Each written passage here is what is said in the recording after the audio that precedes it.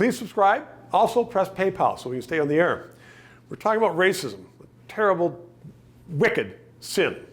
Duane Gibson is my guest, and I want to put the question to you is that oftentimes people yell racism and it cheapens it, because if they're doing something illegal or if they're caught doing something wrong, they say, oh, that's racist. You did this because I'm black or I'm yellow, whatever. And the charge of racism is becoming cheapened by people who may have been the subject of racism in the past, but they keep using it. How can we defeat that? How can we make it so it is a real sin as opposed to a call-out? Well, the first thing that comes to my mind is it really cheapens it.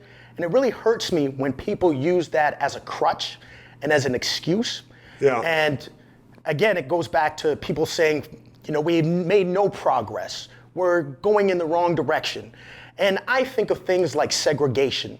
I think of things like going to high school and being called the N-word. I think of things like going across the border and them saying to me, no, you have to go into immigration because my mother's white. So those are some of my personal stories. Or interactions with police that have been, could be considered racist. But I can also tell you I've had positive interactions with police officers. And I can also tell you that I just don't believe that racism is through everything that we do. Right. I think that we need to have more understanding. And so again, when you just claim the race card, it really cheapens it and it lessens it and it takes away from things that are really important and that have really hurt people. So people in the black community or the Asian community or whatever community that is not mainstream white, they should be careful about using that word, because it does, in fact, water it down and it hurts everybody in a minority.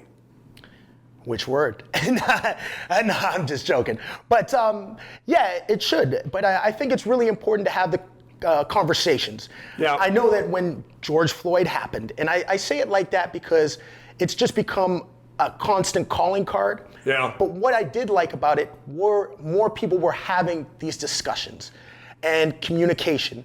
And whether it's myself or even my dad would say, this one guy gave me a call out the blue. He wanted to have a talk, and he wanted to say, like, Bob, do you think I'm racist? Or, and it put the onus on a lot of black people, including myself, to be able to talk to people. But I've had that onus myself my whole life because I grew up in largely white communities.